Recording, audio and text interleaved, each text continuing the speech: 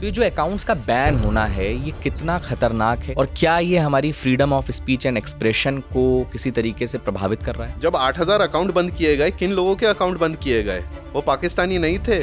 आप उनसे सहमत नहीं हो उनकी पत्रकारिता से, पर पत्रकार तो थे, क्यों बंद किया? अगर मान लीजिए आपको समस्या हुई, आपने मेरा पेज ब्लॉक कर दिया, तो कोर्ट्स के अलावा और कोई तरीका नहीं, मैं उस प्लेटफॉर्म के पास नहीं जा सकता? प्लेटफॉर्म हमेशा यही बोलेगा, हम तो सरकार के आदेशों का पालन कर रहे हैं। ये जो भी प्लेटफॉर्म्स हैं, एक्स हो गया, यूट्यूब हो गया, फेसबुक हो गया, जितने प्लेटफॉर्म्स हैं, इन सारी सेंसरशिप पर वो क्या कह रहे हैं? इंडिया एक बहुत बड़ी मार्केट है, तो इसके लिए अगर उन्हें भारत में रहना है, सरकार के आदेशों का पालन करना पड़ेगा, चाहे उन्हें लगे कि ये आदेश बिल्कुल गैर कानूनी है। साइबर फ्रॉड किस लेवल पर बढ़ता चला जा रहा है, मतलब बहुत बुरी तरह से। तो ऐसे में सरकार के पास और रास्ता क्या है अगर इस तरह से कार्रवाई ना की जाए? इसमें जो ज्यादातर हमारे साथ फ्रॉड हो रहा है वो इसके लिए हो रहा है कि हमारा जो निजी डेटा है वो पहले ही बहुत सारे अटैकर्स को पता है। व्हाट्सएप में और दिस इंस्टाग्राम, इन सब में अब एक चार्ज लगने वाला है। इंस्टाग्राम और एक्स दोनों पे पहले ही पेड फीचर है, वो आपका डेटा भी ले रहे हैं और वो आपको ऐड भी सर्व कर रहे हैं। ये सब निजी कंपनियां हैं, ये जितना पैसा बना सकती है बनाएंगी। क्या इन्हीं के नियम कायदे कानून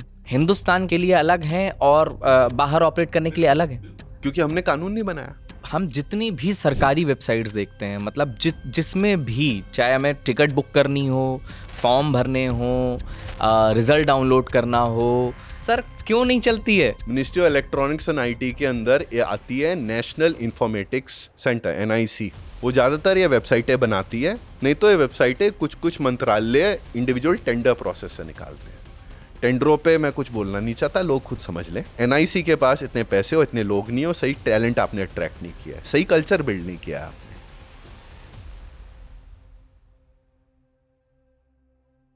हेलो एंड वेलकम, मेरा नाम है मुकुल सिंह चौहान और आप देख रहे हैं जस्ट ब्रेकिंग डाउन पॉडकास्ट। जब हम सोशल मीडिया चला रहे हैं तो हमें बहुत सुनने को मिल रहा है कि किसी का अकाउंट ब्लॉक कर दिया गया, किसी के किसी पोस्ट को हटा दिया गया, जिसके बाद से लगातार सवाल उठाए जा रहे हैं। क्रिएटर्स ये कह रहे हैं कि जो उनकी freedom of speech and expression है उसको इम्पैक्ट हो रहा है। साथ के साथ हम ये भी देख रहे हैं कि जिस तरीके से इंटरनेट पर डीप फेक आ रहा है, AI आ रहा है और बहुत सारे साइबर फ्रॉड्स भी हो रहे हैं, इनको लेकर के सरकार लगातार नए रेगुलेशंस ला रही है, IT रूल्स में बदलाव कर रही है। इनको लेकर के सरकार का क्या पक्ष है, इस पर क्रिएटर्स का क्या पक्ष है, इस सारी चीज़ों को आज हम इस पॉडकास्ट में आसान भाषा में समझने की कोशिश करेंगे। हमारे साथ मौजूद होंगे अपार गुप्ता, इंटरनेट फ्रीडम फाउंडेशन के वो फाउंडर हैं। वो फ्री स्पीच के, इंटरनेट फ्रीडम के और प्राइवेसी की बातें करते हैं। इस पर उनका काफ़ी अच्छा रिसर्च है और लगातार इस पर वो एडवोकेसी करते रहते हैं। हम उनसे समझेंगे कि ये जो जितने भी बदलाव आ रहे हैं IT रूल से लेकर के इंटरनेट की पूरी दुनिया में, उसका असर हमारे आप पर कैसे पड़ रहा है, क्योंकि आज की तारीख में हर एक हाथ में फ़ोन है और लगभग हर फ़ोन जो भी चला रहा है वो एक तरीके का क्रिएटर भी है। तो सर, बहुत बहुत स्वागत है आपका हमारे पॉडकास्ट में। Thank you for having me. हम देख रहे हैं कि लगातार बहुत सारे ऐसे अकाउंट्स हैं सोशल मीडिया पे जो बैन हो रहे हैं, पेजेस बैन हो रहे हैं। क्रिएटर्स ये कह रहे हैं कि हमारी आवाज़ जो है उसे दबाया जा रहा है।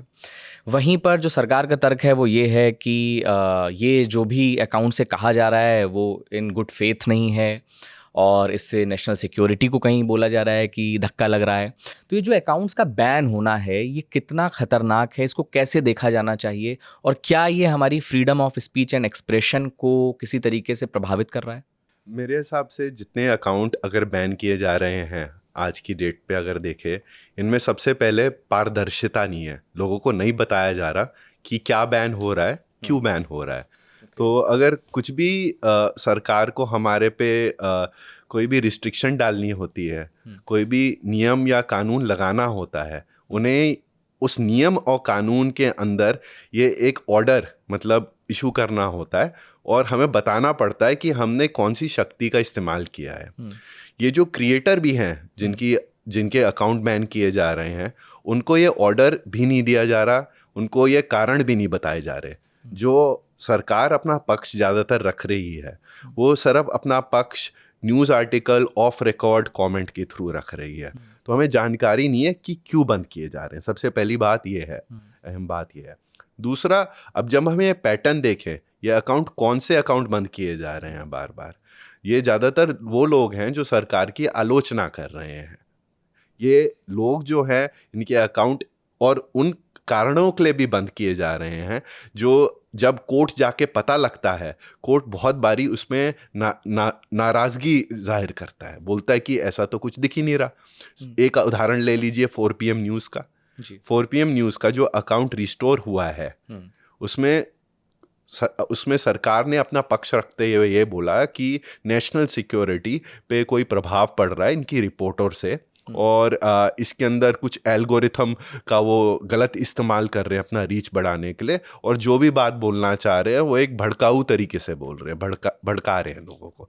देखिए, अगर भड़का रहे हैं वो लोगों को, हमें ये अपने आप को सबसे पहले ये देखना चाहिए कि रात को आप जब 9 बजे की न्यूज़ स्विच ऑन करते हैं, जो एक लाइसेंस्ड एक्टिविटी है, सरकार ministry of information and broadcasting से एक लाइसेंस इशू करती है, और तुम्हारा एक केबल टेलीविजन रेगुलेशन एक्ट है, उसके अंदर कुछ नियम पालन करने पड़ते हैं आपको। पर अगर आप वो 9 बजे खोलिए, क्या उससे कुछ भड़का नहीं रहे? पर देखिए, जो अकाउंट बंद किया गया, 4 PM न्यूज़ किया गया, उसमें तो सरकार और प्रधानमंत्री की ज़्यादातर आलोचना ही है। देखिए, ये तो बात है ना, उधर कंटेंट है उधर। और ये जो उनको ऑर्डर इशू किया गया, उनको कभी अवसर नहीं दिया गया कि वो आके अपना पक्ष रखें। तो कोर्ट ने ये भी बोला, आपने पूरा अकाउंट क्यों बंद किया? अकाउंट पे तो मतलब 500,000 वीडियो होंगे। अगर कुछ वीडियो से आपको आपत्ति थी, आप वो वीडियो बंद करते। और आपको आपत्ति, सरकार को आपत्ति तभी हो सकती है जब कुछ चीज़ गैर कानूनी है। ये नहीं कि किसी अधिकारी की फीलिंग्स को हर्ट होए, मतलब उनको ठेस लगे कोई कि मुझे पसंद नहीं है। तो मेरे हिसाब से मैंने भी काफ़ी केस किए हैं अभी दिल्ली हाई कोर्ट में पिछले 2-3 महीने में। मेरा जो खुद का अनुभव है और मेरी जो फाउंडेशन IFF जिस पे काम करती है, हमने यही देखा है कि सरकार जिस तरीके से अकाउंट बंद कर रही है, बार बार बंद कर रही है, उन्हीं लोगों का बंद कर रही है जो सरकार की आलोचना कर रहे हैं। इसमें मैं एक आपको स्टेटिस्टिक भी देना चाहता हूँ, जस्ट इन नंबर्स। 2016 से 2023 के बीच में ब्लॉकिंग ऑर्डर्स जो इशू हुए थे, मतलब जो मिनिस्ट्री है इलेक्ट्रॉनिक्स एंड IT की, जिसके पास ये पूरी शक्ति है ये ऑर्डर्स पास करने के लिए, मात्र मेरे हिसाब से जो डेटा है, एवरेज पे 8,000 करीबन ऑर्डर्स पास हुए हर साल। एक ऑर्डर में मल्टीपल अकाउंट भी बंद हो सकते हैं, मल्टीपल पोस्ट भी हो सकते हैं। 2024 में ये बढ़ के डबल हो जाते हैं, ये 16,000 बन जाते हैं, और 2025 में ये फिर से डबल हो जाते हैं अप्रोक्सीमेटली 32,000। हाँ, और ये जो डेटा है ये अनऑफिशियली इंडियन एक्सप्रेस की रिपोर्ट्स में आ रहा है, और सरकार आपको एग्रीगेटेड डेटा भी नहीं दे रही। एक और केस मैंने किया, और ये तो सिर्फ ministry of electronics and IT है, इन्होंने एक ऑनलाइन पोर्टल भी बना दिया है जिसका नाम है सहयोग। सहयोग में इन्होंने कहा है बहुत साइबर क्राइम हो रहा है, लोगों के बैंक अकाउंट से पैसे निकल रहे हैं। तो सरकार ने बोला कि हम सारे पुलिस डिपार्टमेंट जो अलग अलग साइबर सेल हैं अलग अलग राज्यों में, उन्हें एक शक्ति दे देंगे कि वो एक नोटिस भेज सकते हैं एक ऑनलाइन प्लेटफॉर्म पे, जिसपे सारी सोशल मीडिया कंपनियां होंगी। फेसबुक होएगी तो फेसबुक होएगी तो इंस्टाग्राम भी होएगा, गूगल होएगा तो यूट्यूब भी होएगा, एक्स होएगा तो एक्स होएगा, ठीक है। तो इसमें 18 कंपनियां थी, और भी बढ़ गई, और इसमें उन्होंने ऑथराइज्ड ऑफिसर जो है साइबर सेल के, वो करीबन 35 ऑथराइज कर दिए। इनमें भी जो आ रहे हैं ऑर्डर ज्यादातर जो कोर्ट जाके पता लग रहे हैं, और पिछले साल ही बना था तो 2000 ऑर्डर करीबन इशू हुए थे पहले साल में इन रफ टाइमलाइन। इसमें अगर ऑर्डर देखें, एक ऑर्डर में कभी कभी 50 से 60 अकाउंट बंद किए जाते हैं। ये ऑर्डर फिर से पब्लिक नहीं है। इन ऑर्डरों में फिर से जो अकाउंट बंद किए जा रहे हैं उनका कोई लेना देना साइबर फ्रॉड साइबर क्राइम से है ही नहीं। मॉलिटिक्स का जो पेज बंद किया गया फेसबुक पे, वो एक ऑर्डर बॉम्बे पुलिस ने इशू किया था, सॉरी महाराष्ट्र पुलिस ने इशू किया था। आप खुद सोचिए, थ्रू दिस सहयोग पोर्टल। और क्या रीजन क्या दिया? सहयोग पोर्टल में इन्होंने ये बोला कि कंटेंट जो आपका है वो किसी पदाधिकारी था उनका, कोई मतलब कोई पब्लिक ऑफिशियल था, मंत्री था, उस पर कोई क्रिटिकल रिपोर्ट थी।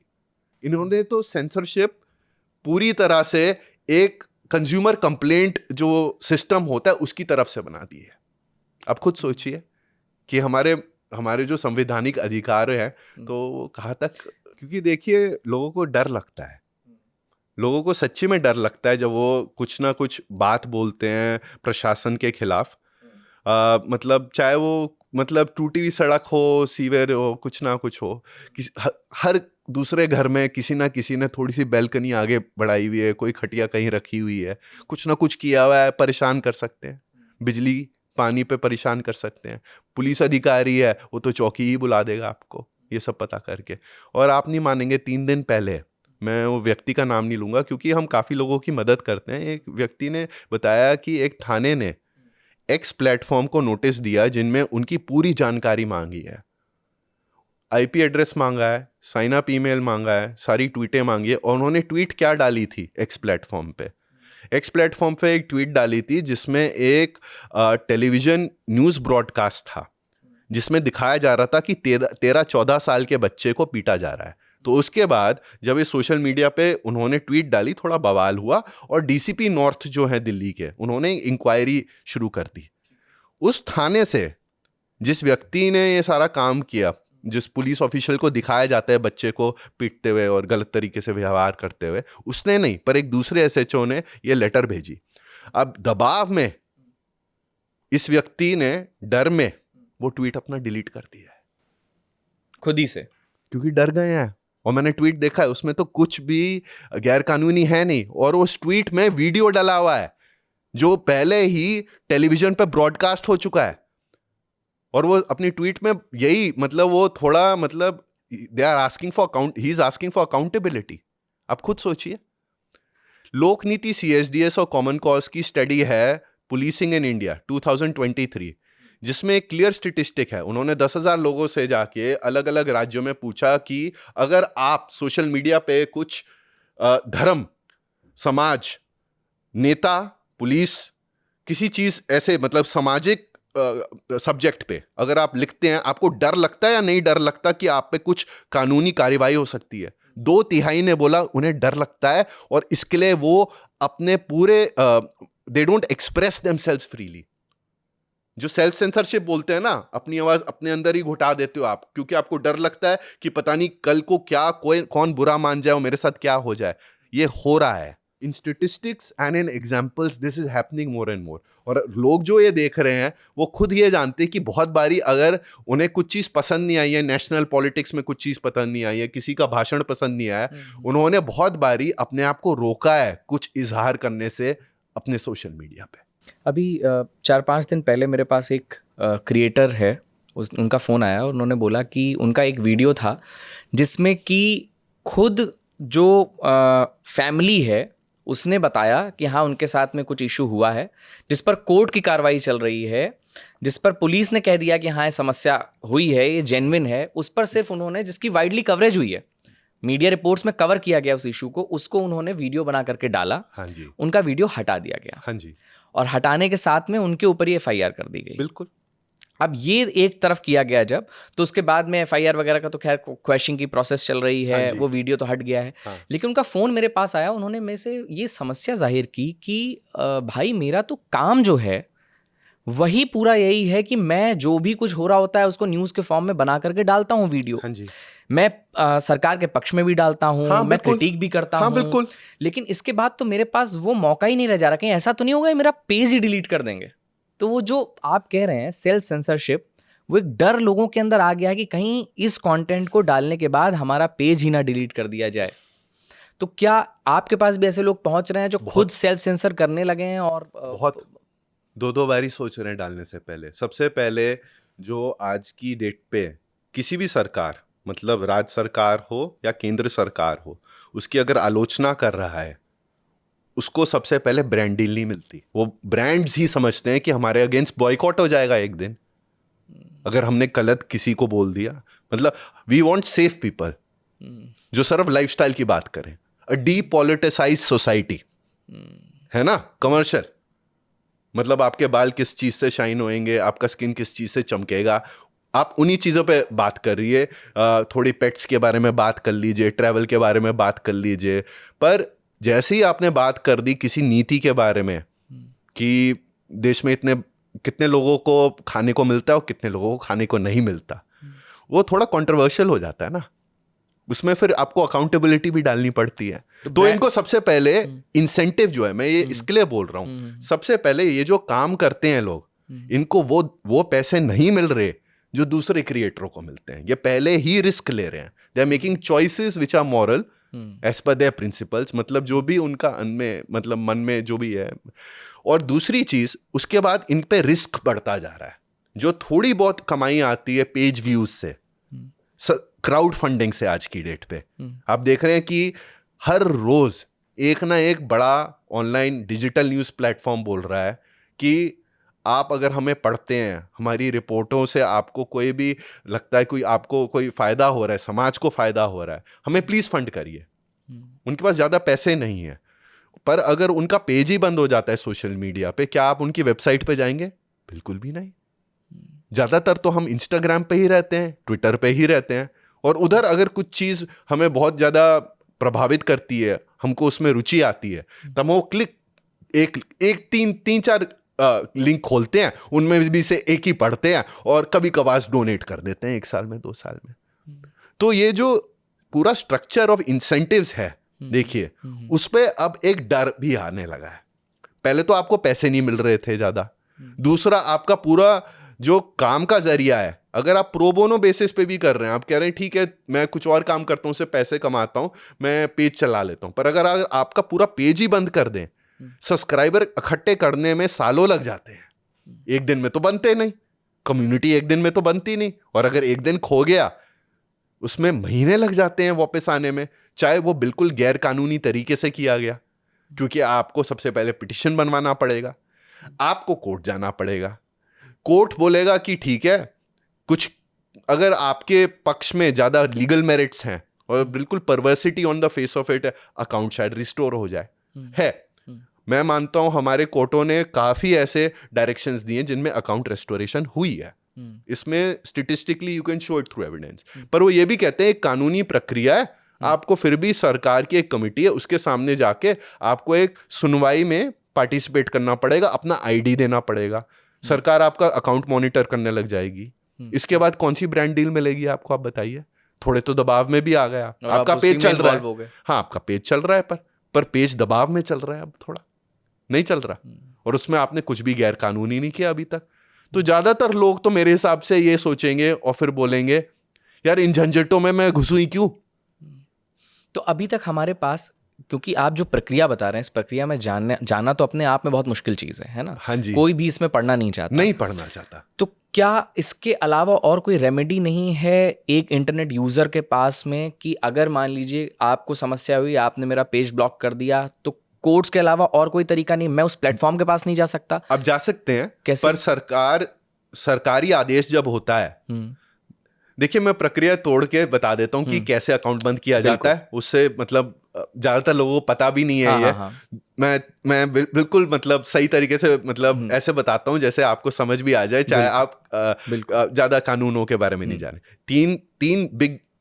तीन खाने हैं। सबसे पहले खाना एक आईटी एक्ट का सेक्शन 69A है, उसमें केंद्र सरकार का ministry of electronics and IT है, उसमें उनकी एक शक्ति है जो सेक्शन 69A में है, जिसमें वो एक आदेश दे देते हैं सोशल मीडिया प्लेटफॉर्मों को, किसी भी इंटरमीडियरी को, कि ये ब्लॉक कर दीजिए, ठीक है। उसमें आपको जो नोटिस दिया जाता है वो कानूनी प्रक्रिया बताता है कि आपको कहाँ आना है, कौन सी सुनवाई में आपको हिस्सा लेना है, अपना पक्ष रखना है, और वो एक इंडिविजुअल पोस्ट पे भी हो सकता है, पूरे अकाउंट पे भी हो सकता है।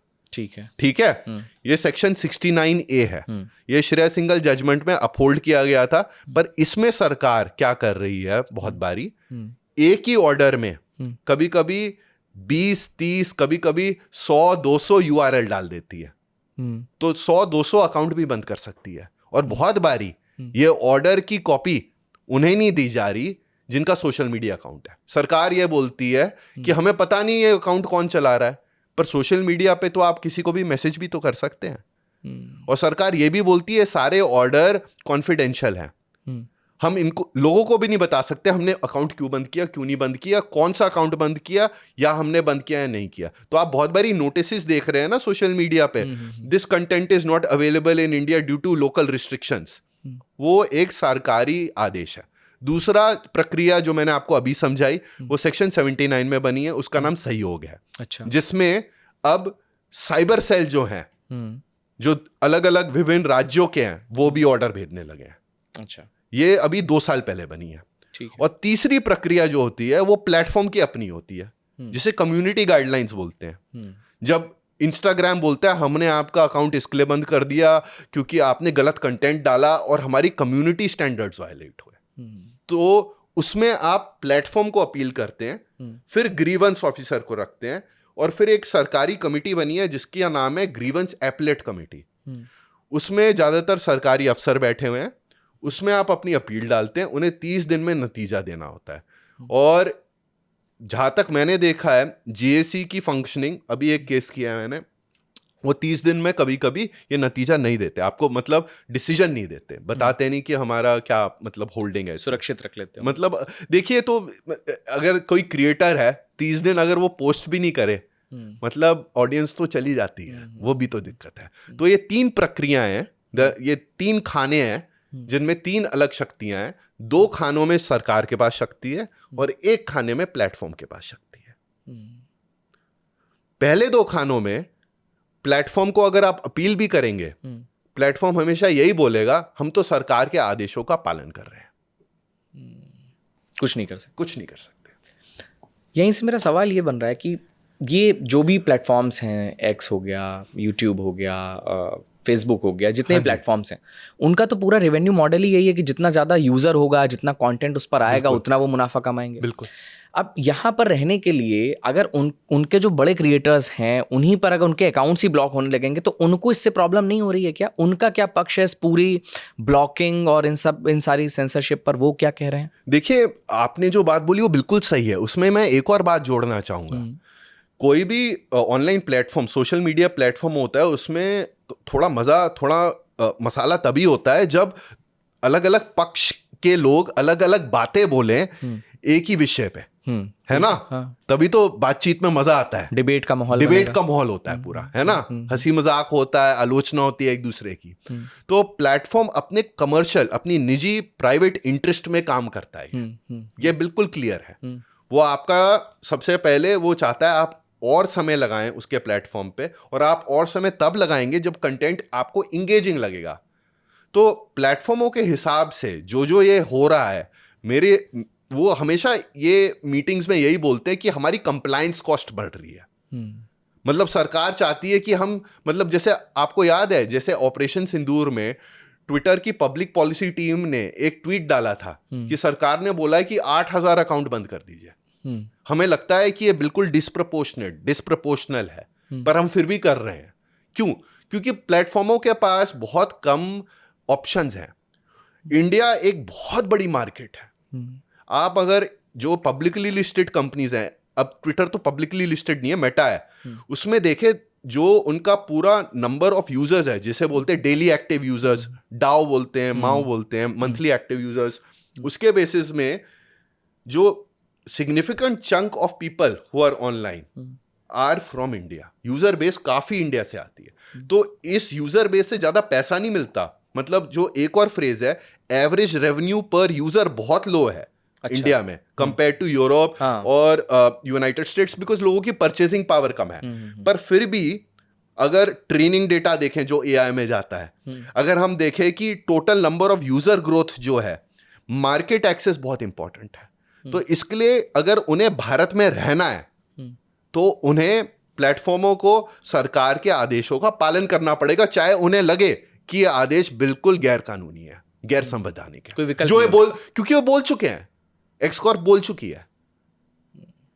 मेटा दिल्ली हाई कोर्ट जाके एक पिटीशन में क्वेश्चन भी कर चुकी है इन्होंने, जब आईटी रूल्स जो फिर से आईटी एक्ट के अंदर बने हैं, जिनमें उन्होंने बोला था कि ये जो व्हाट्सएप पे बात करते हैं, एक मैसेज आता है, एंड टू एंड इंक्रिप्शन है। सरकार ने बोला था इसमें ट्रेसेबिलिटी डाल दीजिए, मतलब पता लगे कि कौन व्यक्ति कौन सा मैसेज कब लिख रहा है, तो उससे सरकार को पता करना था, तो मेटा ने उस पर एक पिटिशन डाल दिया हाई कोर्ट में। तो ऐसी बात नहीं है कि प्लेटफॉर्म सरकार से सरकार की जो आदेशों का पालन कर रहे हैं उसमें बिल्कुल सहमत है। वो अपने निजी स्वार्थ के लिए सरकार की आदेशों को, पॉलिसी प्रक्रियाएं जो होती है, जन सुनवाइयां जो होती हैं, उनमें बताते हैं कि कंप्लायंस कॉस्ट बढ़ेगी, हमारा प्लेटफॉर्म इतनी सही तरीके से नहीं चलेगा, ये सब चीज़ें करते हैं, पर उनके पास कोई विकल्प नहीं है। तो इसकी क्या रेमेडी क्या है? जैसे मान लीजिए आप आज के टाइम पे हम देख रहे हैं कि साइबर फ्रॉड किस लेवल पर बढ़ता चला जा रहा है, मतलब बहुत बुरी तरह से हम देख रहे हैं साइबर बुलिंग बढ़ रही है, बहुत ज़्यादा। हम देख रहे हैं कि क्रिटिसिज्म का भी लेवल बहुत अलग तरह का हो गया है, मतलब बहुत सारे लोगों को हो गया, ये समझ ही नहीं है कि हमें इंटरनेट पर, उनको लगता है कि कुछ भी कहा जा सकता है, कुछ भी किया जा सकता है। हाँ। तो इसको कंट्रोल करना क्या गवर्नमेंट के लिए पॉसिबल है? क्योंकि ये चैलेंज तो उनके सामने भी है कि इतना बड़ा देश है, इतने सारे लोग हैं, हर आदमी क्रिएटर है। तो ऐसे में सरकार के पास और रास्ता क्या है अगर इस तरह से कार्रवाई ना की जाए? तो क्या इसके बीच का भी कुछ रास्ता है? कुछ आपने क्या देखा है? देखिए, रास्ता बीच का नहीं है, रास्ता अलग है मेरे हिसाब से। अच्छा, जो आप अलग अलग दिक्कतें बता रहे हैं, देखिए जैसे साइबर फ्रॉड, साइबर ब्रीच, ये सब हो रहे हैं, वो इसके लिए हो रहे हैं क्योंकि बहुत बारी आप देखेंगे कोविड के बाद हमारे पूरे समाज पे, हर व्यक्ति पे ऐसा दबाव आया है कि हर चीज डिजिटल होनी चाहिए। हाँ। और बहुत बारी देखते हैं आप, डिजिटल भी है और एक खाता भी है जिसमें फिर भी एंट्री हो रही है। हमें ये सोचना चाहिए। एक थिंकर है, नील पोस्टमैन है, मैं उनको इसके लिए रेफरेंस कर रहा हूं। उन्होंने ये बोला था कि मैं टेक्नोलॉजी के हित और उसके विरोध में नहीं हूं, क्योंकि वो एक बेवकूफी होगी। मैं वो तो ये बोलना होगा, मैं खाने के हित में हूं और उसके विरोध में हूं। हमें तो ये देखना चाहिए कि टेक्नोलॉजी या खाना हमारे शरीर को कब हजम हो रहा है और कब हजम नहीं हो रहा। Is it suiting that purpose? तो ये जो माइंडलेस डिजिटाइजेशन हो रही है, जैसे सीबीएसई की ऑन स्क्रीन मार्किंग है, उससे हमारा डेटा और गैदर किया जा रहा है, और फिर आपके सिस्टम सिक्योर नहीं है। पहले सिस्टम फ्रेंडली नहीं है, बहुत बारी सिस्टम सही तरीके से चल नहीं रहा, सिस्टम डाउन चलता है, एक्सक्लूजन होती है अगर बायोमेट्रिक होता है नरेगा, इन चीज़ों में। उसके बाद वो डेटा आप सही तरीके से रखते नहीं है, फिर वो लीक होता है। जैसे ऑन स्क्रीन मार्किंग में ये जो बच्चे हैं जिन्होंने 12th स्टैंडर्ड के एग्जाम लिखे हैं, जो ट्विटर पे अभी दिखा रहे हैं कि सीबीएसई ने अपना सिस्टम सही तरीके से सिक्योर नहीं किया, उन्होंने एक अमेजॉन वेब सर्विस की बकेट दिखाई। मतलब अमेजॉन वेब सर्विस की बकेट एक चीज होती है जिसमें सर्वर होता है, जिसमें जाके आप स्टोर करते हैं, क्योंकि वो बहुत चीप होता है, कहीं ना कहीं डेटा रहेगा ना। और तो अमेजॉन वेब सर्विस, उन्होंने ऑन स्क्रीन रिकॉर्डिंग दिखाई है कि जो आंसर शीटें अपलोड हुई हैं लोगों की, बच्चों की, जो माइनर्स हैं, उन पे फ्री एक्सेस है। और देखिए, अपोलो का डेटा ब्रीच हुआ था, एम्स का डेटा ब्रीच हुआ था, सबका डेटा ब्रीच। हमसे डेटा लिया जा रहा है, सरकार हर चीज के लिए ले रही है, कॉर्पोरेट हर चीज के लिए ले रही है, और उस पर सही तरीके से नियंत्रण नहीं है कि वो किसको दिया जा रहा है, कैसे दिया जा रहा है, बेचा जा रहा है, नहीं बेचा जा रहा। और इस पे जो कानून आया है वो अगले साल data protection, India is one of the last countries to make a data protection law. हमने 2 साल पहले बना दिया, उसको लागू अभी तक नहीं किया। अब खुद सोचिए।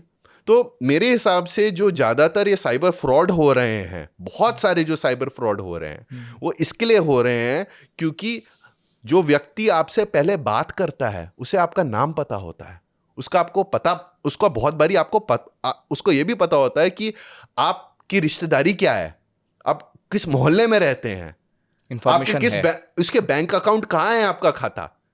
उसके बाद वो ये सब जान के, कहाँ से जानते हैं? डेटा ब्रीच से जानते हैं। आपका डेटा पहली जो ऑनलाइन है उससे जानते हैं। उस डेटा से वो आपको ये दिखाते हैं कि वो कोई थाने से कॉल कर रहे हैं, वो किसी कोर्ट से कॉल कर रहे हैं, वो बैंक से कॉल कर रहे हैं, और फिर बोलते हैं कि आपको मैं एक लिंक भेजूंगा, उस पर क्लिक कर दीजिए। मेरे पास एक मैसेज आया था कि हम आपकी बिजली काटने वाले हैं। डिस्प्ले पिक्चर पे BACS का लोगो था, मेरा पूरा C नंबर था जो होता है इलेक्ट्रिसिटी मीटर पे। बोला था इतना आपका बिल का अमाउंट है, वो भी पता था, मेरा नाम पता था, और नीचे एक APK फाइल थी, और बोला इस पे क्लिक करिए। मेरे को पता है, मेरी को थोड़ी जानकारी है, पर 2 मिनट के लिए गाड़ी में मैंने जब ये पढ़ा मैं भी सोच रहा था यार मैंने तो बिल पे किया है, उसमें तो मैंडेट लगाई हुई है मैंने कि मतलब 5,000 से नीचे जो बिल आए उसमें तो ऑटोमेटिक पेमेंट हो जाए, घर पे कम रहता हूं तो 5,000 से कम आता है बिल मेरा। मैंने सोचा कैसे आ गया यार। फिर जब मैंने गौर से देखा मेरे को ये समझ आया कि ये तो मतलब सच्ची में ये तो मेरे साथ भी साइबर फ्रॉड होने वाला है। तो फिर से जो मैंने बात बोली मैं आपको यही बोलूंगा, इसमें जो ज्यादातर हमारे साथ फ्रॉड हो रहा है वो इसके लिए हो रहा है कि हमारा जो निजी डेटा है वो पहले ही बहुत सारे अटैकर्स को पता है। दूसरी चीज इसके अंदर जो डेटा प्रोटेक्शन लॉ है हमारा, उसमें एक कोर प्रिंसिपल होता है डेटा मिनिमाइजेशन। मैं उतना ही आपसे निजी डेटा मांगूंगा जितनी मुझे जरूरत है वो काम करने के लिए जो आपने मुझसे बोला है करने के लिए। ठीक है। अगर आपको टॉर्च लाइट लगानी है, एक एप्लीकेशन डाउनलोड करनी है अपनी फोन के अंदर, और वो ये कह रहा है कि आप OTP भी से रजिस्टर कर दीजिए, अपनी ईमेल आईडी भी दे दीजिए और अपनी आयु बता दीजिए, अपना जेंडर बता दीजिए, सब कुछ बता दीजिए, वो डिटेल्स ले रहा है जो टॉर्च लाइट के लिए जरूरत नहीं है ना। तो इसके अंदर कानूनी जो व्यवस्था है हमारी डेटा प्रोटेक्शन की वो भी सही तरीके से बनानी पड़ेगी। तो मेरे हिसाब से there is no middle path here, there is a rights based path here जो सरकार ने अपनी नीतियों से सही तरीके से अभी तक चलना शुरू नहीं किया है। जब आप ये कह रहे हैं तो बड़ा इंटरेस्टिंग एक सवाल मेरे दिमाग में आ रहा है कि जब हमने अभी फेसबुक को हम देखते हैं तो हमारा सारी इन्फॉर्मेशन ले रहा है, हम क्या बात कर रहे हैं, हमारा इंस्टाग्राम भी सारी इन्फॉर्मेशन ले रहा है। इनफैक्ट अभी एक साइबर सिक्योरिटी एक्सपर्ट है, उनके साथ हमने बात की थी तो उन्होंने कहा कि फेसबुक आपकी इतनी इन्फॉर्मेशन ले रहा है कि किसी दिन आपका कोई घर का दरवाज़ा कोई खटखटाए और बोले कि भाई साहब आपको हार्ट अटैक आने वाला है इस तारीख और इस दिन को, तो समझ जाइएगा कि वो झूठ नहीं बोल रहा है, नहीं। वो उनका ही कोई बंदा आया हुआ और बता रहा है, क्योंकि they know each and everything about you. बिल्कुल। और आप सेटिंग्स में जाकर के देखेंगे तो आपको सब पता चलता है कि इसीलिए तो हम कुछ बात कर रहे होते हैं हमारे फोन में वैसी बात आ जाती है। पूरी तरह भी नहीं पता लगता। हर कंपनी जो टेक कंपनी है अभी वो आपका डेटा भी बेचती है। अगर वो डायरेक्टली नहीं बेच सकती तो वो कस्टमर प्रोफाइल बनाती है। बहुत सारी ऐप जिससे मैं नाम नहीं लेना चाहूंगा, मैंने इंटरनल डेक्स देखे हैं कुछ कुछ के, जिनमें अगर कस्टमर प्रोफाइल, कस्टमर की ट्रांजैक्शन हिस्ट्री नहीं बेच सकते, ये नहीं बता सकते कि अगर आपने जैसे 10 ट्रांजैक्शंस करी, फाइनेंशियल ट्रांजैक्शंस 10-10 रुपए 20-20 रुपए की करी, पनवाड़ी के पास गए, ठीक है, और ये मतलब तो आपकी प्रोफाइल में वो लिखेगा शायद ये लो इनकम यूजर है, बकेट में डाल देगा, बकेट में डाल देंगे, आपकी प्रोफाइल बना देंगे और वो डेटा रिकॉर्ड बेचा जाता है। हर कंपनी बेच रही है, फेसबुक सबसे बड़ी है, गूगल सबसे बड़ी है, और इन पे नियंत्रण सही तरीके से हमारे सरकार ने किया नहीं है। तो वही मैं पूछना चाह रहा हूँ कि क्या इन ऐप्स के ऊपर, जो भी प्ले स्टोर पे ऐप्स हमको मिल रहे हैं, इनके ऊपर ऐसा कोई भी हमने नियम नहीं लगा रखा है कि ये हमसे उतनी ही इंफॉर्मेशन लेंगे जितनी उस ऐप को चलाने के लिए ज़रूरी है? एक चीज़। दूसरी चीज़ कि क्या इन्हीं के नियम कायदे कानून हिंदुस्तान के लिए अलग हैं और बाहर ऑपरेट करने के लिए अलग है? बिल्कुल। ऐसा क्यों है? क्योंकि हमने कानून नहीं बनाया सही तरह। क्योंकि हमारे सरकार ने, अगर आप जाएं इकोनॉमिक टाइम्स देखे, कोई भी मतलब फाइनेंशियल प्रेस पत्रकारिता देखे, ये बोला गया पिछले 10-15 साल से दैट अगर हम कोई भी नियम या कोई भी ऐसा नया प्रावधान लाएंगे जिससे डेटा प्रोटेक्शन का एक कानून बनेगा, उससे इनोवेशन आप बार बार देखेंगे उसको बहुत डैमेज होएगा। तो कंपनियां नहीं बनेंगी, टेक्नोलॉजी कंपनियां नहीं बनेंगी। टेक्नोलॉजी कंपनी किससे बनती है? ये उनका पक्ष है। टेक्नोलॉजी कंपनी डेटा से बनती है। ठीक है। डेटा पे अगर आप कोई भी नियम लाने लग जाएंगे तो डेटा कंपनी नहीं बन पाएगी, तो भारत प्रगति नहीं कर पाएगा। कंपनियां भी नहीं बनेंगी, भारत भी एक टेक देश नहीं बनेगा। तो हम नहीं चाहते कि कोई ऐसा कानून आए जिससे इनोवेशन पे कोई भी चोट आए। This is their justification. अब देखिए, जो बड़े बड़े टेक्नोलॉजी प्लेटफॉर्म है मेरे हिसाब से, जिन्होंने हमारे देश में बिल्कुल बिना नियंत्रण के काम किया है, ज्यादातर डेटा मतलब डेटा प्रोटेक्शन के संदर्भ में बोल रहा हूं, उसका पूरी जिम्मेदारी सरकार पे जाती है। श्री कृष्णा कमेटी रिपोर्ट मेरे हिसाब से 2017-2018 में एक रिपोर्ट आई थी जिसमें सरकार को बताया गया था आप एक कानून ला सकते हैं जो डेटा प्रोटेक्शन का है। उसके बाद ड्राफ्ट कानून भी इंट्रोड्यूस हुआ, पार्लियामेंट में, संसद में हुआ। उसके बाद सरकार ने एक जेपीसी का गठन भी किया, फिर जेपीसी की रिपोर्ट आई, फिर जेपीसी की रिपोर्ट के बाद चुप्पी, फिर एक नया ड्राफ्ट आया, जेपीसी रिपोर्ट की बिल्कुल जो उस रिकमेंडेशंस थी वो नहीं मानी गई, फिर नया कानून पास हुआ। नए कानून पास होने के बाद उन्होंने कहा कि 3 साल बाद वो लागू होएगा। अभी तक डेटा प्रोटेक्शन कानून नहीं है। क्या वजह है, इतना डिले क्यों? मैंने तो बता दिया, मैंने आपको बता दिया। और डेटा प्रोटेक्शन कानून में यही नहीं कि निजी कंपनियों पे कोई भी वो लगेगा, एप्लीकेशन होएगी, गवर्नमेंट पे भी होती है, पब्लिक डिपार्टमेंट पे भी होती है, क्योंकि आपके क्या क्या अधिकार होते हैं उससे। यही नहीं होते कि आप हमसे डेटा नहीं ले सकते, पूछ के लेंगे, उतना ही लेंगे जितना लेना चाहिए।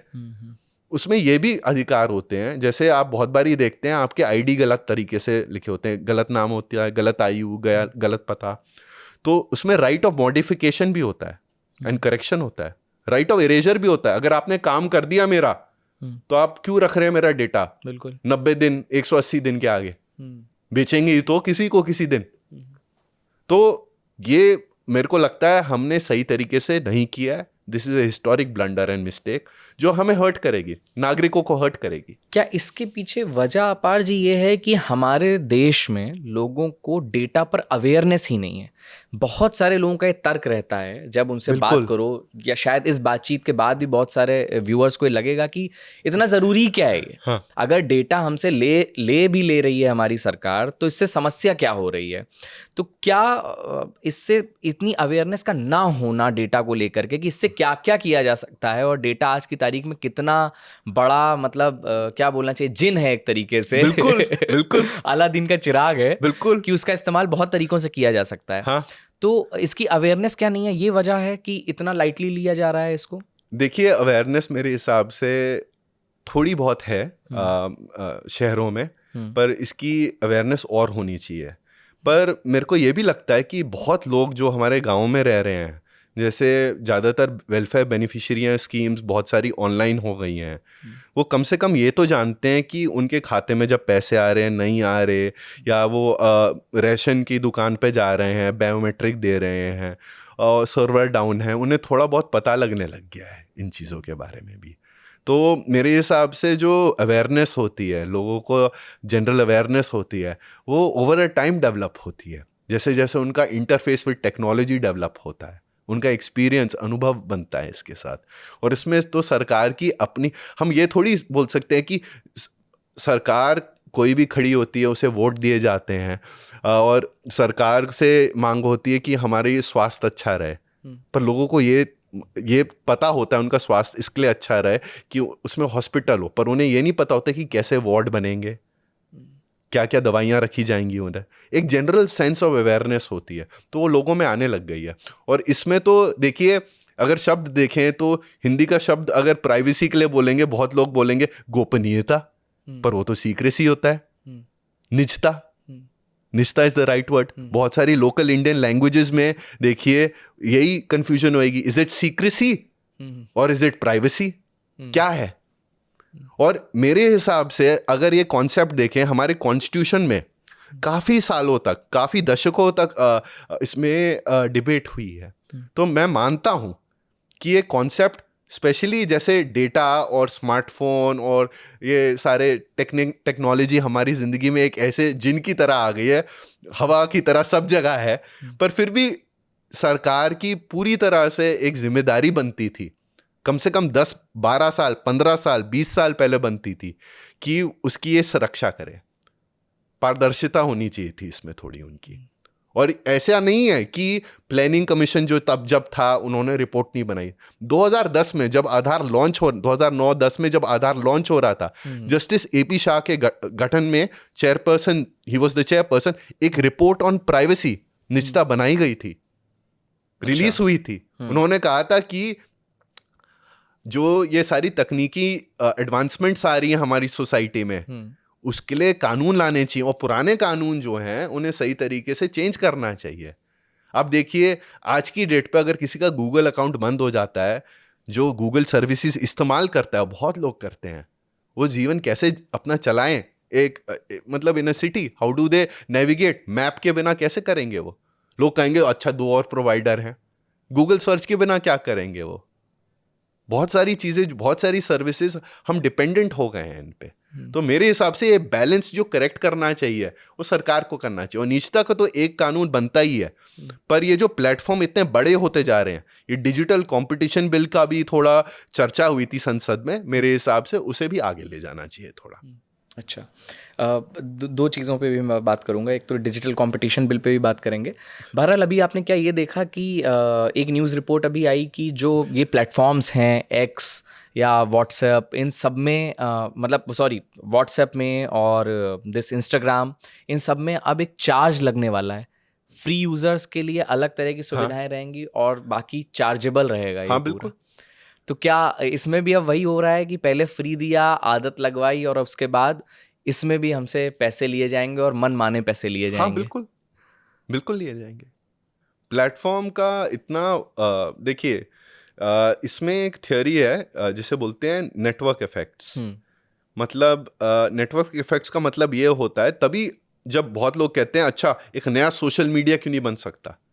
वो इसके लिए नहीं बन सकता क्योंकि अगर 100 लोग एक सोशल मीडिया प्लेटफॉर्म पे हैं, ठीक है, अगर आप एक नया सोशल मीडिया प्लेटफॉर्म शुरू करें, उस पर अगर 10 लोग हैं, वो 10 लोग छोड़ के वो 100 लोगों के प्लेटफॉर्म पे ही जाएंगे ज्यादातर, क्योंकि ग्रुप बिकॉज ग्रुप है। It's called a network effect, क्योंकि उधर ज्यादा बातचीत होएगी, ज्यादा एक्टिविटी होएगी। ऐसा नहीं है कि छोटे प्लेटफॉर्म चल नहीं सकते, पर उनमें जो 10 लोग बच जाएंगे वो वही बचेंगे जो बिल्कुल एक कम्युनिटी नेटवर्क में निट है। तो अलग अलग प्रकार के प्लेटफॉर्म हो गए हैं जिनको हम अलग अलग तरीके से इस्तेमाल करते हैं।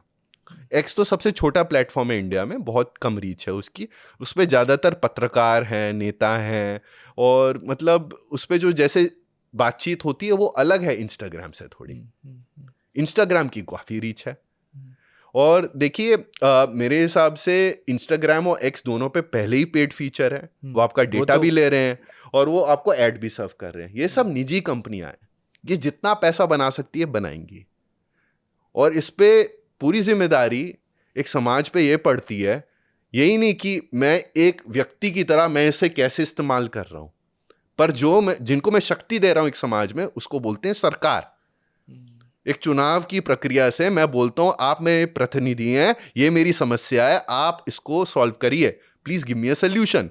उसके लिए आप कानून बनाते हैं, आप संस्थाएं बनाते हैं, और उसके बाद आप इन्फोर्समेंट करते हैं। अगर हम इतनी बड़ी मार्केट हैं, देखिए सोशल मीडिया इतना अहम है लोगों की जिंदगी में, ये सब बातचीतें होनी चाहिए कि हमारा डेटा कैसे लिया जा रहा है।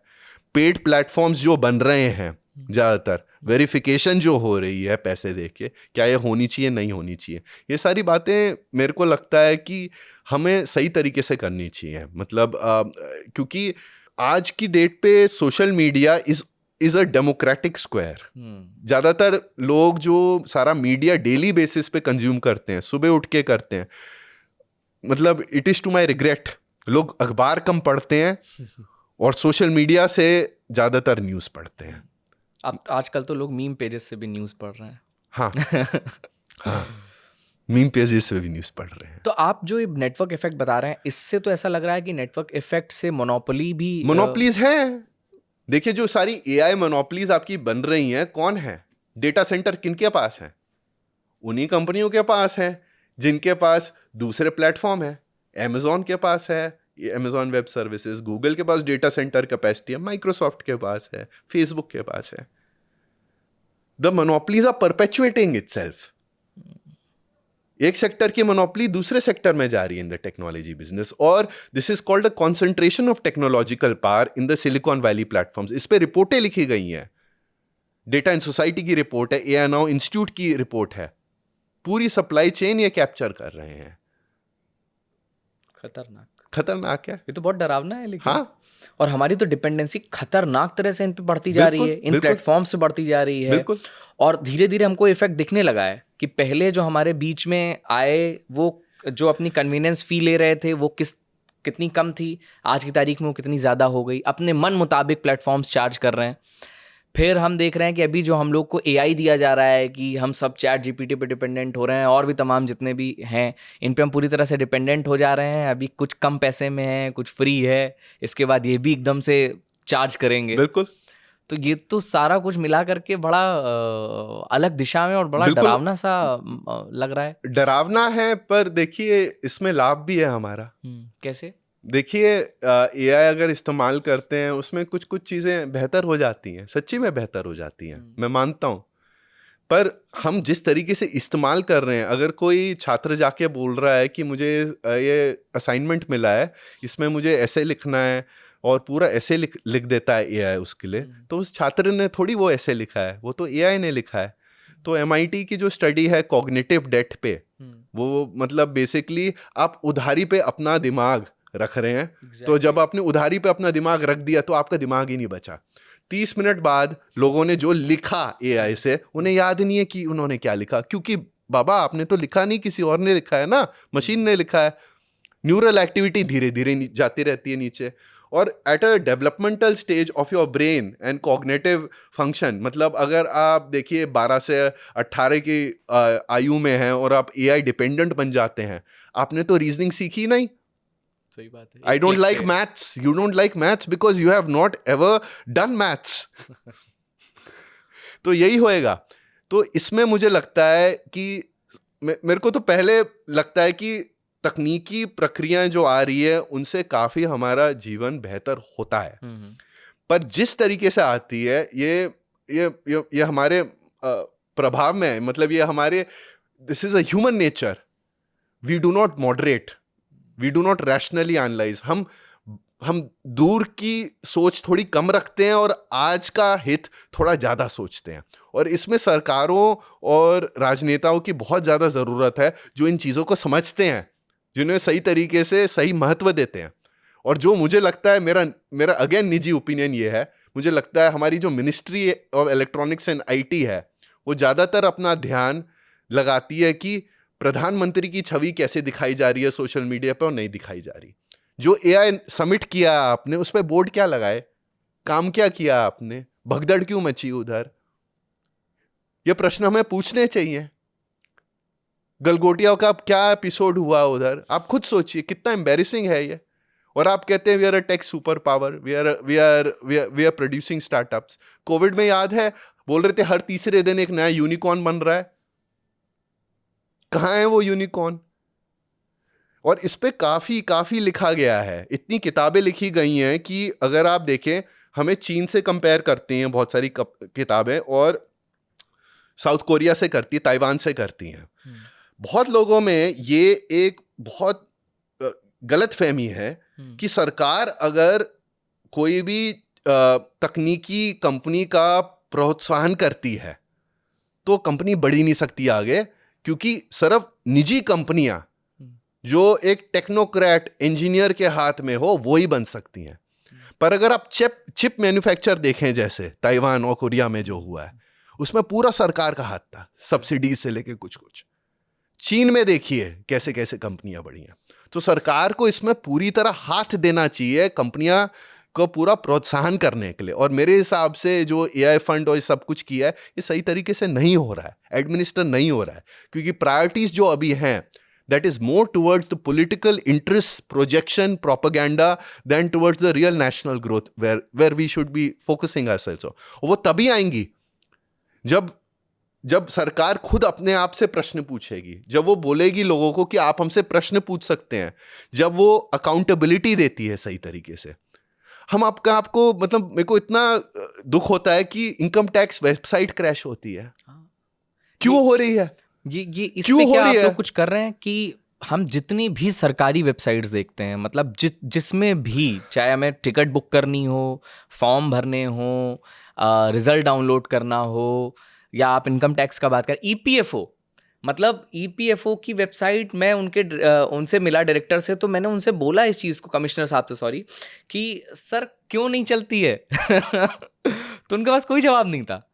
तो ये स्थिति ऐसा क्यों है? मतलब ये इसके लिए क्योंकि फिर से ministry of electronics and IT के अंदर ये आती है नेशनल इंफॉर्मेटिक्स सेंटर, NIC, वो ज़्यादातर ये वेबसाइटें बनाती है, नहीं तो ये वेबसाइटें कुछ कुछ मंत्रालय इंडिविजुअल टेंडर प्रोसेस से निकालते हैं। टेंडरों पे मैं कुछ बोलना नहीं चाहता, लोग खुद समझ लें जो समझना चाहते हैं। सोचिए, दूसरा, एनआईसी के पास इतने पैसे और इतने लोग नहीं है और सही टैलेंट आपने अट्रैक्ट नहीं किया है, सही कल्चर बिल्ड नहीं किया है आपने, तो वेबसाइटें अच्छी क्यों चलेंगी? आप खुद सोचिए, कोविन वेबसाइट जिस पे वैक्सीनेशन सर्टिफिकेट आप डाउनलोड कर सकते हैं कि आपने कोविड वैक्सीन लगाई थी, अभी भी लोगों को कभी कभी जब विदेश जाना हो उन्हें वो सर्टिफिकेट चाहिए होता है वीज़ा एप्लीकेशन। कुछ देश अभी भी मांगते हैं, ज़्यादातर नहीं मांगते। वो आप नहीं मानेंगे, 1-1.5 महीने डाउन थी। 1-1.5 महीने डाउन थी? हाँ, चल ही नहीं रही थी। नेशनल ट्रांसजेंडर पोर्टल जो आपने बनाया था वो बार बार डाउन जाता रहता है, जो सिर्फ एकमात्र मेथड है, मतलब it is the only method how to register yourself as a transgender. ये कानून आने से पहले की बात है, जो रूल्स के अंडर था। हम मॉनिटर कर रहे थे, बार बार चिट्ठियाँ लिख रहे थे, फिर चिट्ठी ट्विटर पर डाली, 3 दिन चल गई वेबसाइट, उसके बाद फिर से down. It is a national embarrassment. तो मतलब मुझे खुद नहीं समझ आता कि चीज़ें क्यों नहीं चल रही सही तरीके से। मतलब ऐसा कैसे हो सकता है हमारे यहाँ? मतलब इतनी टेक्नोलॉजी तो होगी ही, हाँ, आई होप इतने लोग हैं कि हम छोटी छोटी वेबसाइट्स तो चला पाए। नहीं चल रही, पर मतलब क्या जानबूझ करके ऐसा किया जा रहा है कि ना चले, या फिर उस तरफ किसी का ध्यान ही नहीं जा रहा है? देखिए, प्रायोरिटी में ही नहीं, ध्यान इसके लिए नहीं जा रहा क्योंकि आज के तारीख पे एक ऐसा लोगों के दिल में भय बैठ गया है कि वो अगर प्रश्न पूछेंगे सरकार से तो सरकार को बुरा लग जाएगा, उसको ठेस लग जाएगी। और सरकार भी ये बोलती है हम जो कर रहे हैं वो हम अच्छा ही कर रहे हैं। अगर आप हमसे प्रश्न पूछ रहे हैं, आप विरोधी दलों के हैं। It is seen as political opposition, demands for accountability. Income tax website में फिर से आना चाहता हूं। सरकार का अपने हित में सबसे बड़ा काम क्या है? टैक्स कलेक्ट करना। आखिरी 3 दिन पे क्यों बंद हो रही है? और हमें यह क्यों बोला जाता है, वित्त मंत्री और या अधिकारी ये क्यों बोलते हैं आपको पहले भरना चाहिए था? हम क्यों पहले भरें जब आपने डेडलाइन दी है?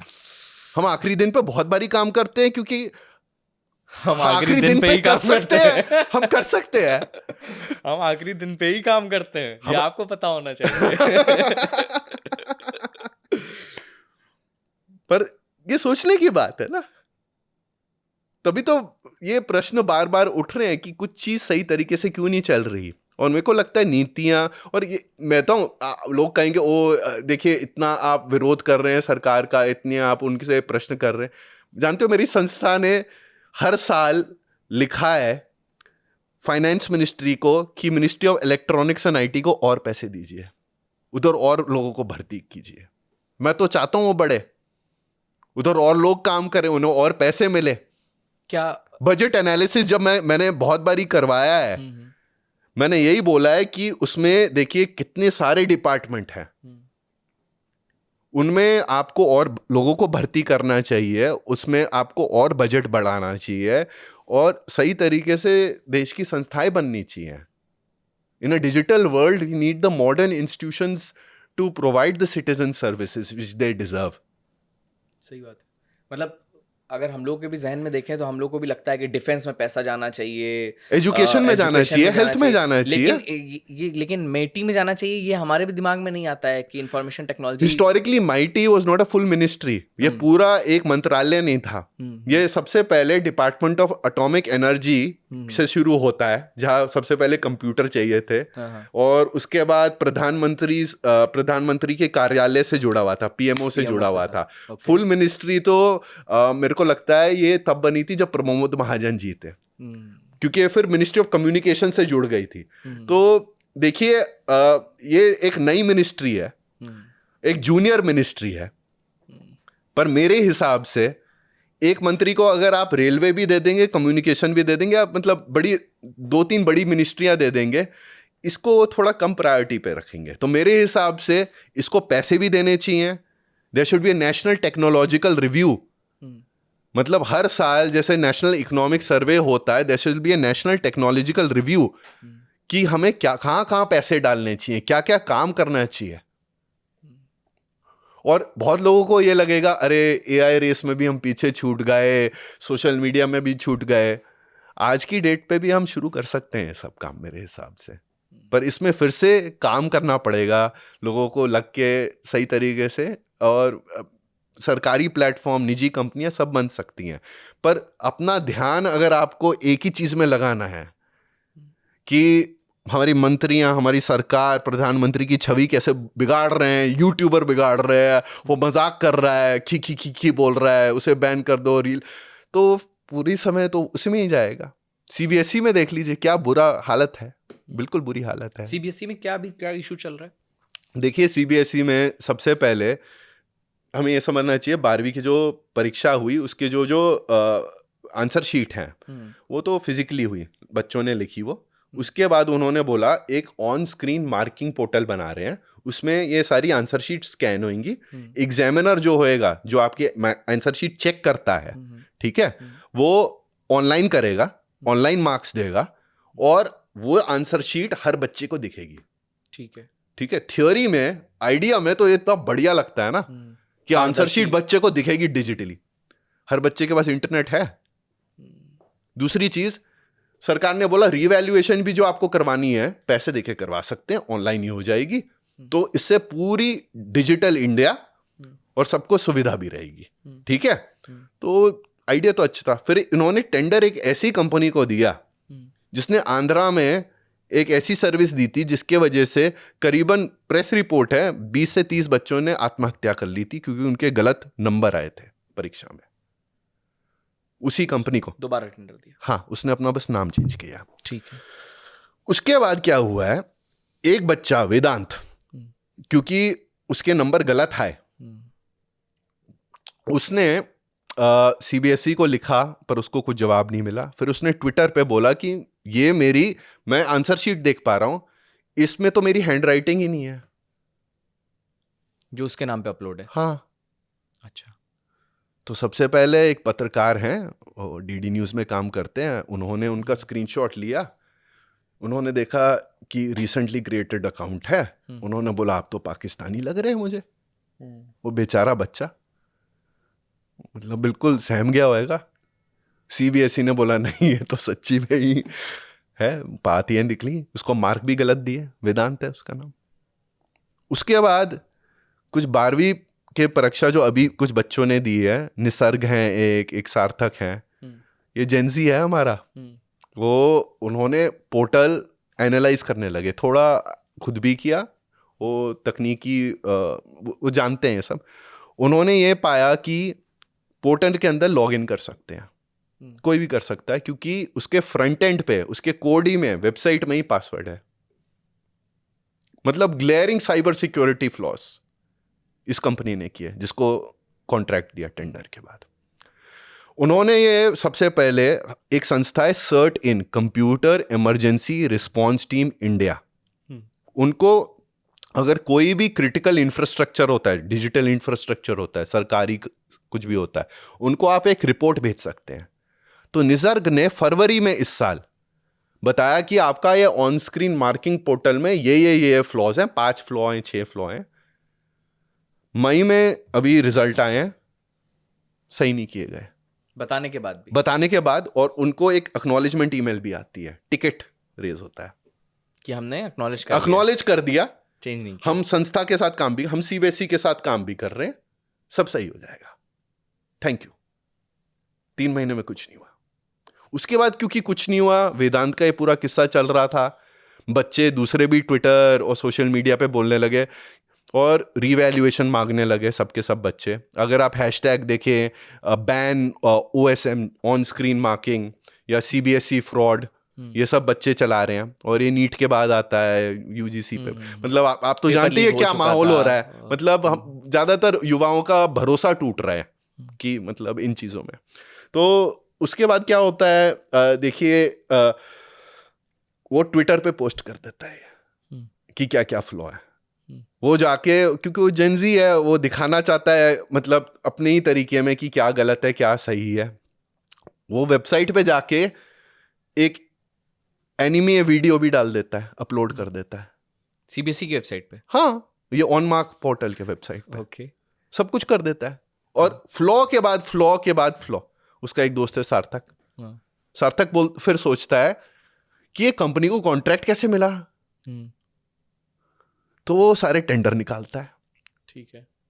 बीच में HT की रिपोर्टिंग आ जाती है, दूसरे प्लेटफॉर्म की रिपोर्टिंग, मतलब सॉलिड रिपोर्टिंग, जिसमें पता ये लगता है ये कंपनी जो है इस टेंडर के लिए 3 बार ही टेंडर हुआ है और क्लॉज चेंज हुए हैं। सार्थक पूरा एनालिसिस करता है। वो सिर्फ 18 साल का है, अभी उसने खुद 12वीं की कक्षा दी है।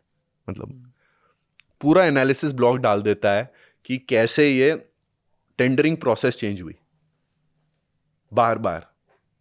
और वो यही प्रश्न पूछता है कि इस कंपनी को क्यों दिया गया कॉन्ट्रैक्ट, और आपने 3 बार ही टेंडर क्यों किए, और हर टेंडर में आपने क्वालिफिकेशन क्राइटेरिया ऐसे चेंज क्यों किया कि इसी कंपनी के हित में जाए। ब्लैक लिस्टिंग क्लॉज नहीं है इस टेंडर में। इस कंपनी को ब्लैक लिस्ट नहीं कर सकती CBSE अब, कि खामी भी है तब भी नहीं ब्लैक नहीं कर सकती। अभी तक हमें यह भी नहीं पता कि कितने पैसे मिले कितने नहीं पैसे मिले, पब्लिकली अवेलेबल नहीं। स्कैनिंग जो हुई है बच्चों की मार्कशीट पे पता लग रहा है डिम स्कैनिंग हुई है, तो एग्जामिनर जो स्कूल टीचर है वो कैसे करेगा ग्रेड जब उसे सही तरीके से दिख ही नहीं रहा। अब सोचिए किसी के फाउंटेन पेन में थोड़ी इंक खत्म हो रही है, 20 शीटें भर दी उस बच्चे ने, दूसरा पेन नहीं लाया या थोड़ा रगड़ रहा है एक पैरा, उस पे किसी ने फोन से मतलब स्कैनिंग करी है, दिखेगा नहीं तो कम मार्क ही तो मिलेंगे। तो ये पूरी प्रक्रिया हुई है, ये पूरी कंट्रोवर्सी है। और अभी जब मैं आ रहा था स्टूडियो पता लगा कि एजुकेशन मिनिस्ट्री में आग लग गई है। हाँ, देखा मैंने। तो इसमें और भी मतलब बहुत सारे इंटरेस्टिंग चीजें हैं, पर उम्मीद है कुछ टेंडर वेंडर के फाइल्स नहीं, पर देखिए मतलब digital I won't speculate, but here's the thing, मेरे हिसाब से जो सरकार ने टेंडर भी किया खुद भी बिल्ड नहीं कर पाई, टेंडर भी सही करी से नहीं कर पाई, और ये पूरी तरह खिलवाड़ हुआ है बच्चों के साथ जिन्होंने 12वीं परीक्षा के एग्जाम दिए हैं। मेरे हिसाब से बिल्कुल बिल्कुल क्लियर है। इसमें एक प्रोफेसर है, प्रोफेसर अनीता रामपाल, उन्होंने यही बोला है।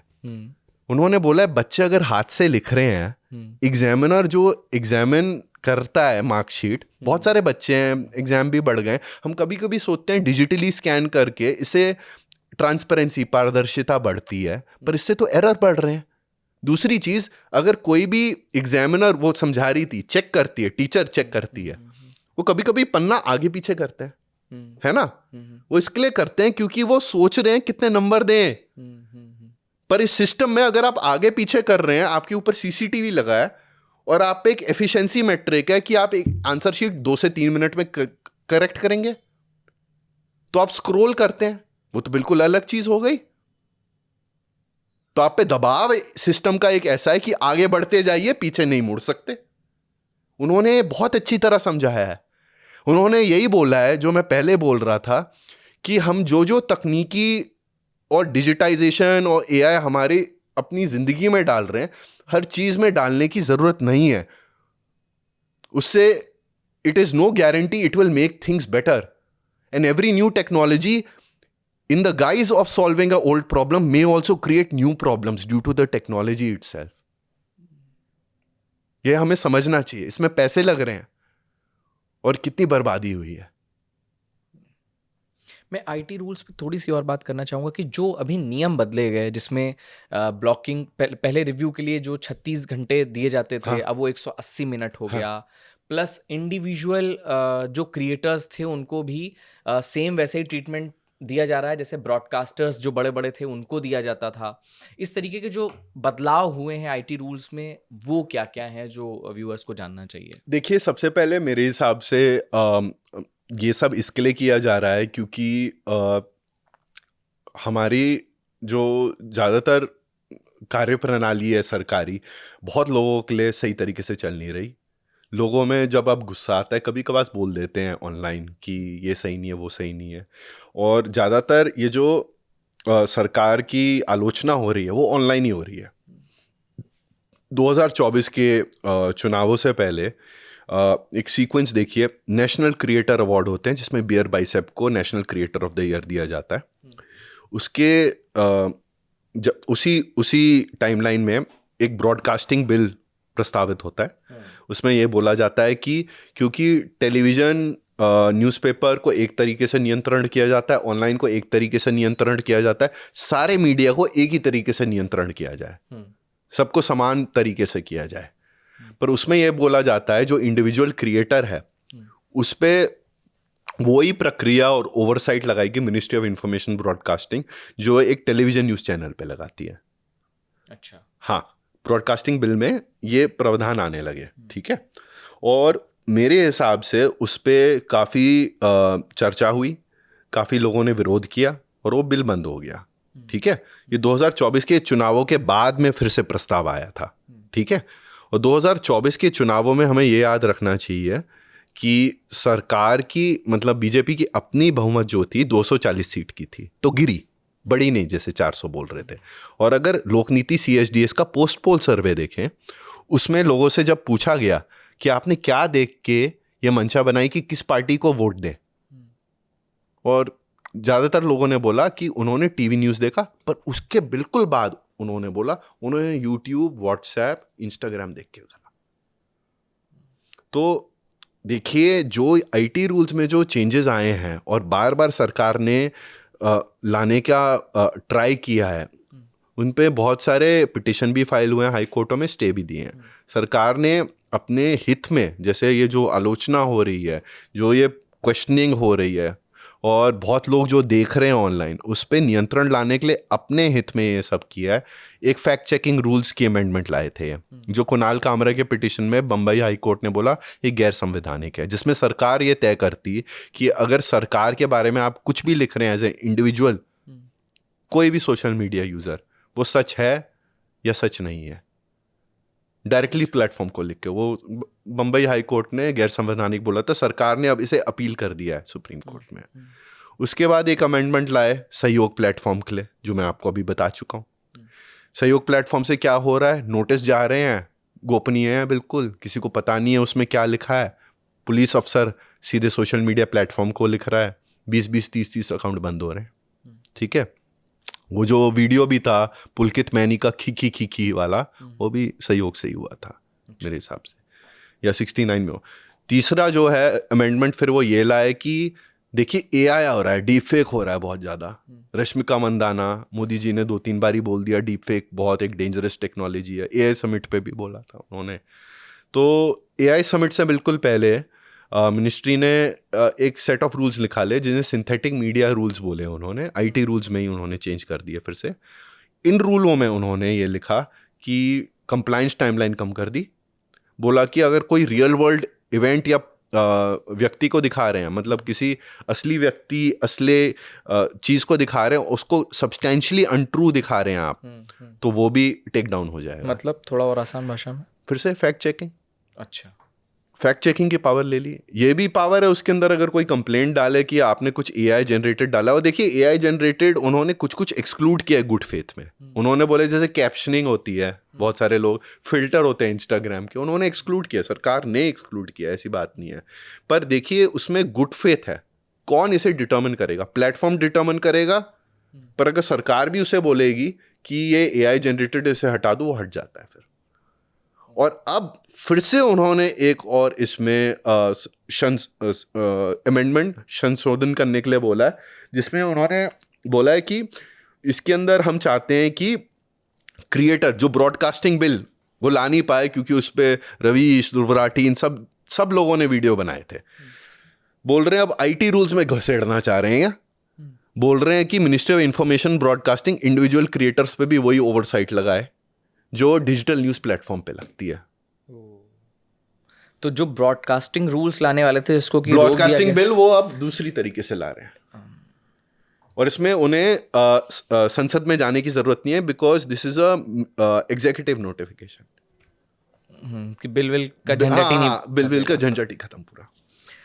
इससे मतलब ये भी एक सवाल आता है कि क्या हमारी जो इस प्रक्रिया में जिस तरीके से सरकार इन्वॉल्व दिख रही है, तो ऐसा लग रहा है क्या इसके बाद इसको सही तरह से कैसे लागू किया जाएगा, क्योंकि उनके पास सिर्फ एक काम तो है नहीं कि क्रिएटर्स को आइडेंटिफाई करके उनको ब्लॉक करो, या और भी जो लोग हैं आउटरेज कर रहे हैं या अपना गुस्सा जाहिर कर रहे हैं उनको उठा उठा करके ब्लॉक करो। और इसमें समस्या ये भी है कि अगर मान लीजिए जैसा आप बता रहे हैं कि 8-8 हज़ार या 16-16 32 हज़ार अगर अकाउंट्स पे कार्रवाई हो रही है से ज्यादा ऑर्डर है ये सिर्फ, है ना, और उससे आप 2000 और जोड़ लीजिए, और ये एक ही साल का आंकड़ा है।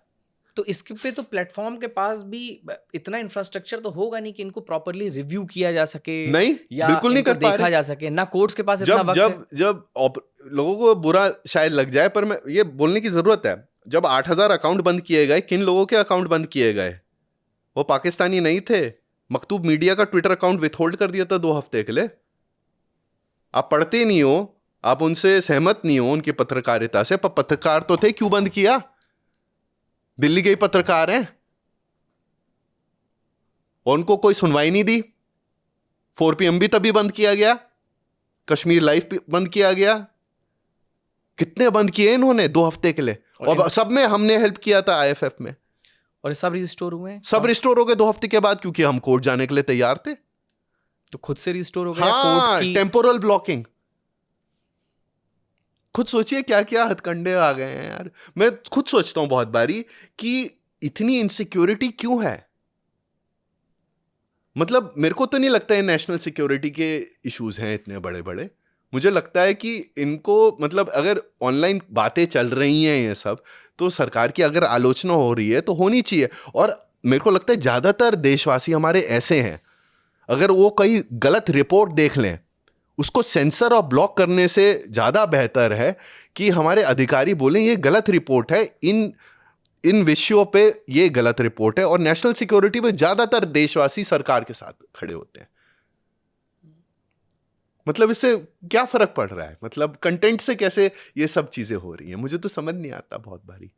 और मेरे को ये भी बहुत बुरा लगता है कि जो हमारी नेशनल प्रायोरिटीज़ होनी चाहिए, AI कंपनियां बने, जो नेशनल प्रायोरिटीज होनी चाहिए, देश के पोर्टल सही तरीके से डेवलप हों, बच्चे के एग्जाम पे जो उन चीज़ों पे हमें ज़्यादा ध्यान देना चाहिए। IT रूल्स में देखिए जो सारे अमेंडमेंट्स हुए हैं, संशोधन हुए हैं, उसमें इतने पिटिशन डले और इतने स्टे ऑर्डर आए हैं कोर्टों से आज की डेट पे भी, तब भी सरकार मान नहीं रही है।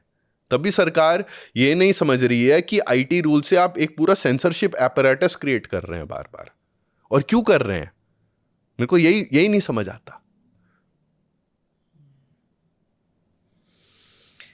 तो नियम कई सारे बदल रहे हैं, इसमें बहुत सारी चिंताएं हैं जो वाजिब भी हैं, और बहुत सारी चीज़ें ऐसी भी हैं जिनको बेहतर तरीके से किया जा सकता है। बिल्कुल बेहतर तरीके से किया जा सकता है। सबसे पहले मुझे लगता है अगर कोई भी आप सेंसरशिप कर रहे हैं उसमें पारदर्शिता होनी चाहिए। लीगल ऑर्डर जो है, आप जोन से अकाउंट बंद कर रहे हैं, आपको कम से कम उस व्यक्ति को बताना चाहिए कि आपके हमें शो कॉज नोटिस इशू कर रहे हैं, 24 घंटे में आप अपना जवाब दीजिए या 3 दिन में दीजिए, नहीं तो हम बंद कर देंगे। वो जवाब जब दें उस पर एक सही तरीके से आपको ऑर्डर पास करना चाहिए। अगर ट्वीट पे ही करना है, अगर सही अकाउंट सही चला रहा है, कोई गलती हो गई, 2-3 पोस्ट गलत हो गई, वही बंद करिए। Because the baseline standard जो हमारा संवैधानिक अधिकार है, वो fundamental right to freedom of speech है, हमारी आज़ादी बोलने की। वो ये नहीं है, हमें इतना डर और सहम के नहीं रहना चाहिए कि हर दूसरी ट्वीट, हर दूसरी रील से कुछ ना कुछ बुरा हो जाएगा, क्योंकि ऐसे तो होता नहीं है। दूसरा, जो सरकार को का ज़्यादातर नियंत्रण है, जो मास मीडिया पे है, टेलीविज़न पे है, या अपने प्रकाशन से न्यूज़पेपरों पे भी आ जाता है, दबाव डालते हैं, वो तो हर सरकार ने डाला है, सालों से डाला है। तो देखिए, पहले ही आपका अगर इतना ज़्यादा मतलब दबाव है मीडिया पे, थोड़ा आप आलोचना भी टॉलरेट करिए। I think there is a need to develop a thicker skin. और फाइनली मुझे लगता है इसके अंदर जो सारी प्रक्रिया है वो एक संवैधानिक रूट में होनी चाहिए ऑफ प्रोपोर्शनैलिटी। मतलब एक तो आप ट्रांसपेरेंसी है, पारदर्शिता है पूरी सही तरीके से।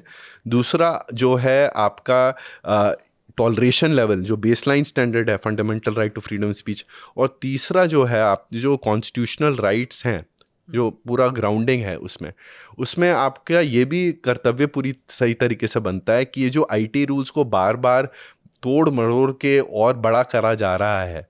अगर आपको एक पूरा नया कानून लाना है मीडिया रेगुलेशन के लिए, वो सही तरीके से लाएं, पब्लिक कंसल्टेशन करें, लोगों से बातचीत करें और पूछें एक बारी कि इसकी ज़रूरत भी है या नहीं है। बहुत बहुत शुक्रिया अपार जी, आप आए, आपने बहुत डिटेल में हमसे बात की, हमें समझाया कि अभी जो अकाउंट्स ब्लॉक हो रहे हैं वो क्यों हो रहे हैं, आईटी रूल्स में क्या क्या बदलाव आए हैं और आगे किस तरीके से इसको और बेहतर बनाया जा सकता है। हाँ, हमसे बात करने के लिए बहुत बहुत शुक्रिया। लोगों के लिए। हाँ चलिए, तो अगर आपको ये बातचीत अच्छी लगी हो, आपको समझ आया हो कि ये क्यों ज़रूरी है, इसके पीछे हमारा पर्पज़ यही है कि हर हाथ में जब मोबाइल फ़ोन है आज की तारीख में, तो आपको बेहतर तरीके से पता हो कि आपको उसको किस तरह से इस्तेमाल करना है, आपका डेटा कितना ज़्यादा इम्पॉर्टेंट है और उसको किस तरह से यूज़ करना है। तो आपका क्या ओपिनियन है उस पूरी बातचीत पर ज़रूर हमें बताइएगा, और वीडियो पसंद आया हो तो इसे लाइक ज़रूर करिएगा। बहुत बहुत शुक्रिया।